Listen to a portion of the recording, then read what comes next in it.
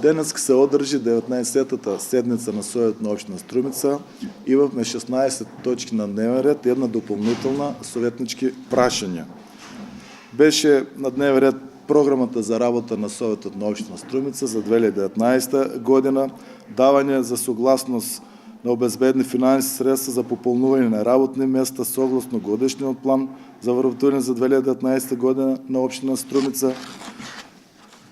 Имахме одлука за доделуване еднократна помощ за новороденче на подрач на община Струмица, кое изнесва 3000 денари. За всяко новороденче се изплаќа на родителот, без разлика дали новороденчето има два или един родител. Имахме за утвърдуване на висината на вредност на бодът за пресметуване на плати за вработуване на явните предприятия Струмица газ и явното предприятие Паркиралища.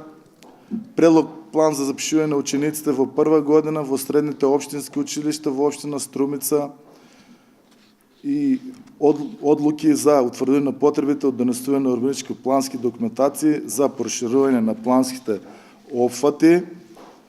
И накрая имахме две съветнички прашения, поставени от Александър Донев и Ели Панова, на кои общинската администрация ке отговори писмено. Имаше коректни дискусии и от страната на съветници от ВМРО допълнение, от съветниците от Социал-демократски съюз и коалициите.